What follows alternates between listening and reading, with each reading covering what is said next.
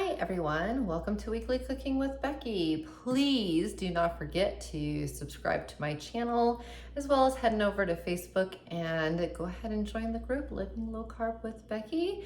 We would love to have you over there as well. All right, this recipe is a 2-day recipe. If I were you, I would actually make the dough the night before and then make the cookies in the morning. You just have to chill the dough overnight. I work full time, so I'm gonna do the dough right now. I just got home from work and it's gonna sit overnight, and I'm gonna do it tomorrow after work. So my dough is gonna sit a full 24 hours, but it really just only needs to sit overnight. So little heads up there that this is a 2-day recipe. And what are we making? We are making pumpkin snickerdoodles. If you saw last week's video, you knew I was using some leftover pumpkin this week. And it literally, when you use the 1 cup out of those cans, it literally left me with a half a cup. I couldn't be happier. So we have 2 different compartments going. In this container, I have got 2 cups of almond flour, 1/4 cup of coconut flour. We're mixing our flours. 1½ teaspoons of pumpkin pie spice, 1/2 teaspoon of baking powder, 1/2 teaspoon of baking soda. We're also using both there. 1/2 teaspoon of salt. Please use pink Himalayan. And that is what is in here. In here, I'll just kind of show you the big old glob right now. I haven't done anything. In here, I have a 1/2 cup of unsalted butter. Mine's half melted, so softened to melted. 1 cup, they say monk fruit. I can't handle monk fruit on my stomach, but you guys know me. It's gotta be a 1-to-1 ratio sweetener of choice, okay? Sweetener of choice, keep it 1. That is a 0 calorie, a 0 net carb. So I'm using erythritol, which comes standard as erythritol, comes in swerve, comes in a few varieties. 1 large egg, 1/2 cup of pumpkin. I took it out of the freezer yesterday, and I did have to soak it in some warm water for a little bit, my little bag, and a teaspoon of vanilla extract. So first thing we're gonna do is, and I'll be able to kind of talk today, is I'm using my KitchenAid mixer, as we're gonna go ahead and get that mixing. All I have is this, because I already had everything pre-measured.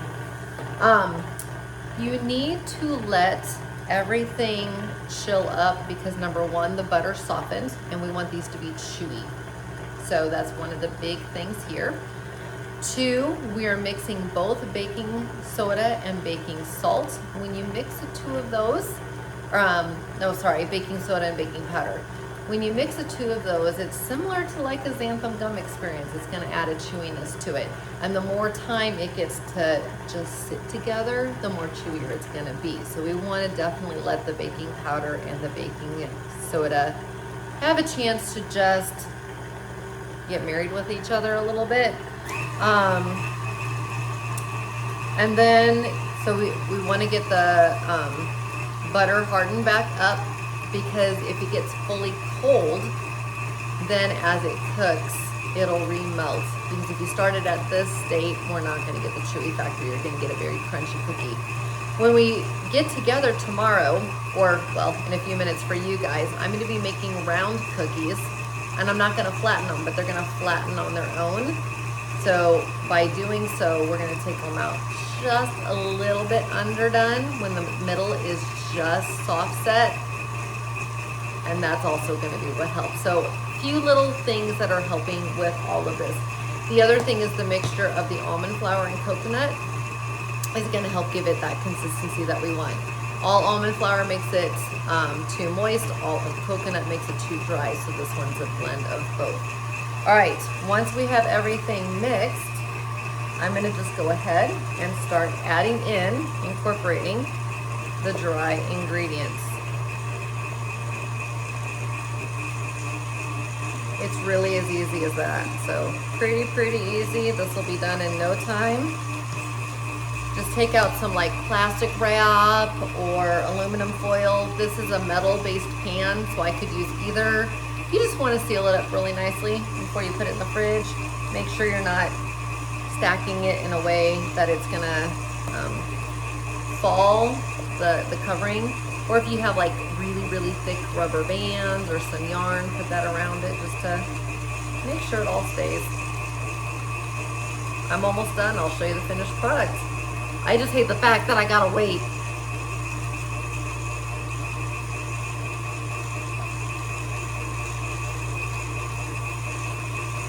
I love me a Snickerdoodle, so I can only imagine how good these are gonna be.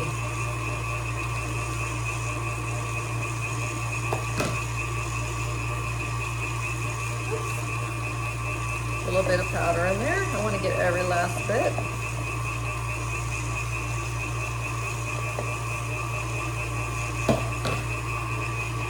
I'm going to turn it off for 1 second and just do a scrape down on the side. So I'll kind of show you what it looks like right now.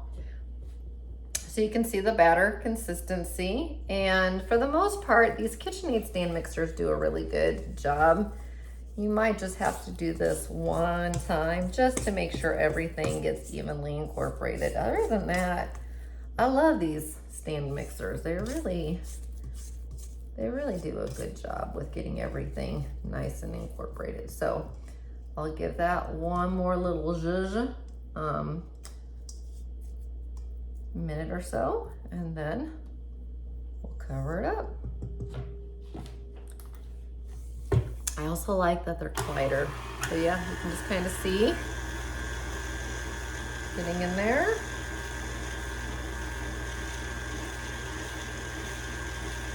Once I see that it's grabbing everything, I go ahead and turn it up just a little bit. I want it super creamy.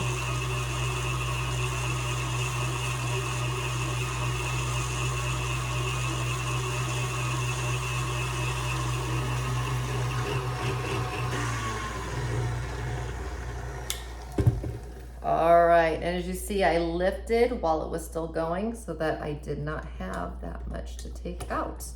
It just kind of falls right back into the pan or the bowl. I don't know why I said pan.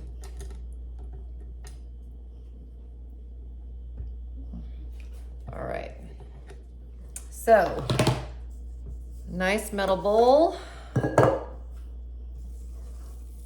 And I'm just literally just gonna do once around, and I'm gonna kind of shape mine kind of like to a ball. I kind of just want everything to just kind of love on each other a little bit. Maybe I'm weird, like a bread dough, but I just kind of want everything in here just to be happy. So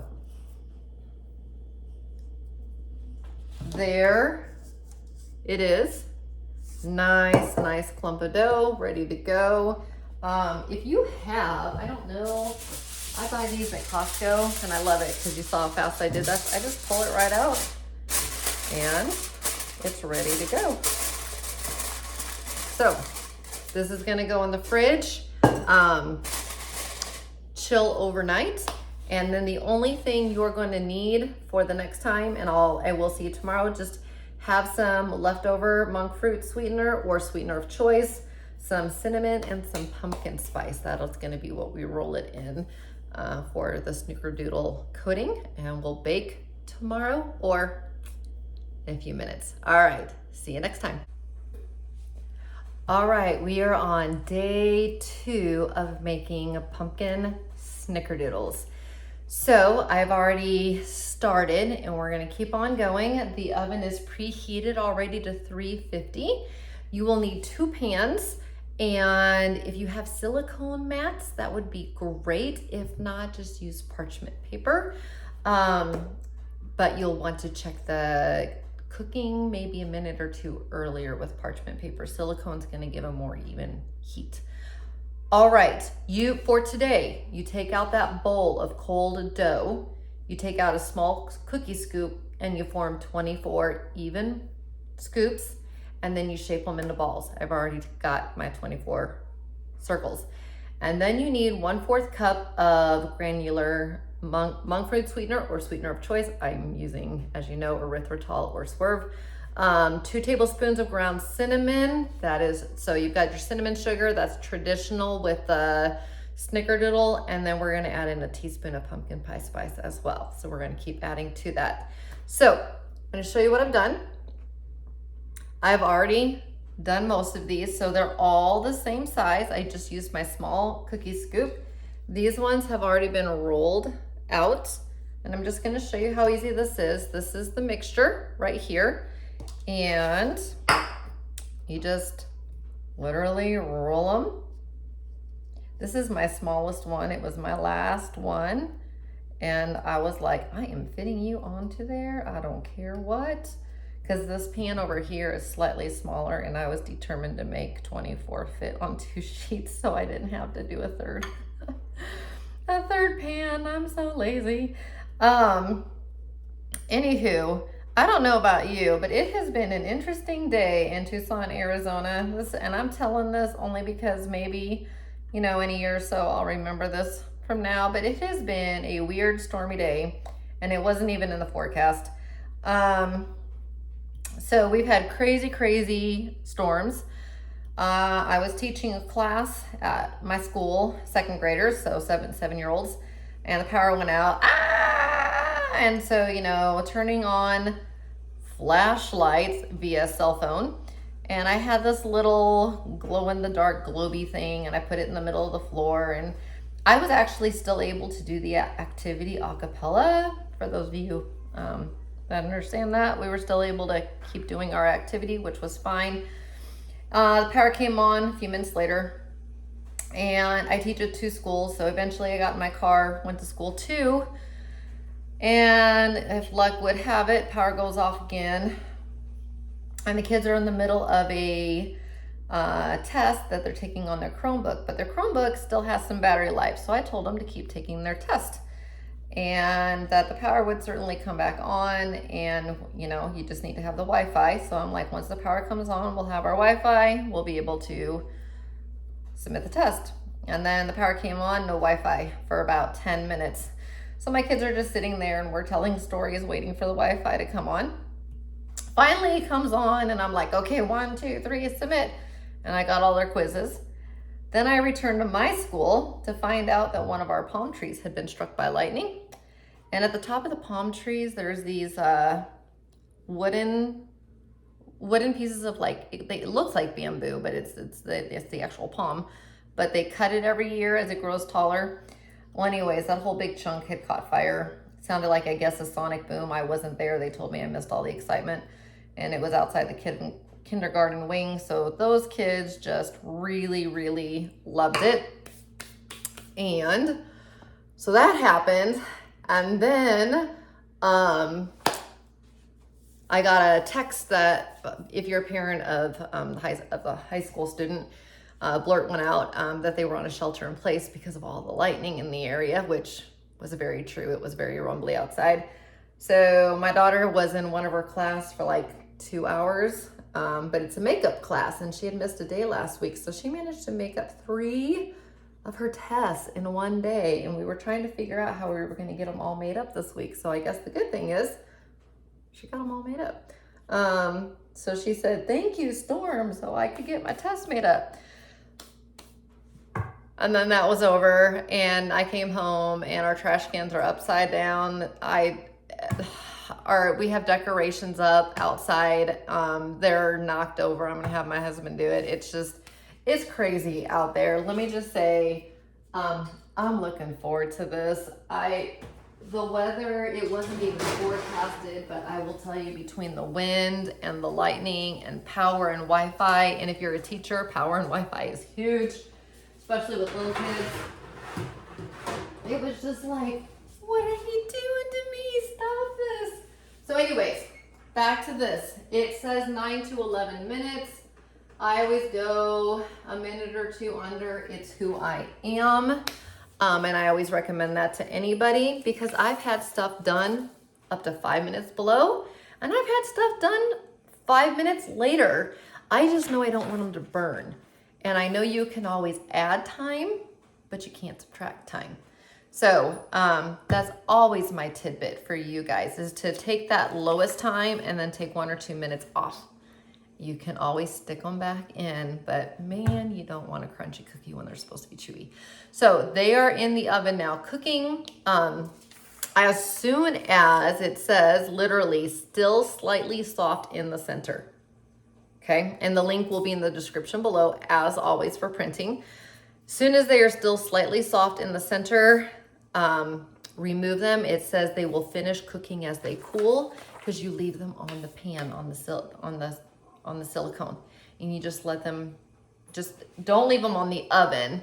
If you've got a surface like I do, like if you've got a countertop or you've got a countertop somewhere, or you can put some just baking pads down and lay your pan on that so you're not putting something hard on there. Put them onto that and let them cool for a little bit until it's safe to transfer. Do not do any transferring of cookies until they have cooled down, and they will continue to finish their cooking and get to that texture that we all want. And I will see you for the taste test. All right, gotta say, those look pretty good. I will tell you one thing that I did that is not listed in the recipe. At about 7 minutes, I checked on them. So slightly before the 9-minute mark, and I went ahead and I flattened them down halfway. They didn't seem to be flattening. And I don't know if that's my oven or if that's just a step that she didn't say. So I flattened them halfway, and then it literally took 4 more minutes and we were fine. So it did land in that 9 to 11 minutes. It may have landed a few minutes earlier if I had started flattening them halfway. I don't know. I'm just throwing that out there for you guys. You guys can wait and flatten them, or you guys can flatten them a little bit before you even begin to cook, but it seemed to work for me. So here we go. I'm gonna go ahead and just break it open. Hopefully you can see it. I can tell it's chewy on the inside. Oh, the smell of pumpkin. I could eat pumpkin every day. I don't care what people say about it being a fall treat. Like, I could eat pumpkin every day. I cannot drink pumpkin drinks every day. No, but I can eat pumpkin every day.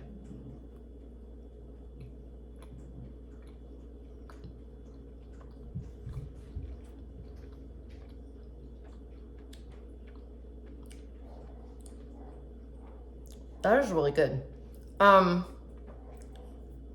That cinnamon sugar with just a hint of pumpkin spice really does give you that snickerdoodle taste with a twist of pumpkin.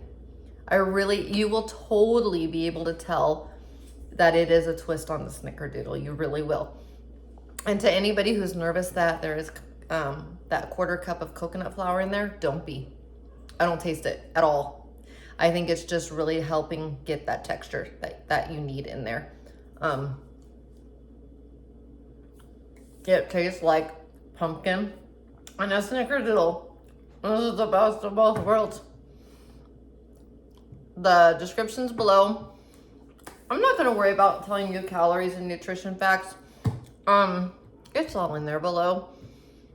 Everything that I do is keto or low carb or both. So everybody kind of knows their lifestyle, and some people it'll fit in their diet and some people it won't. You know your macros for those that are counting macros, or you know how to make it fit your macros. So the link is down below. It's totally worth it. And I hope you guys enjoy it. And in the spirit of fall, it's great.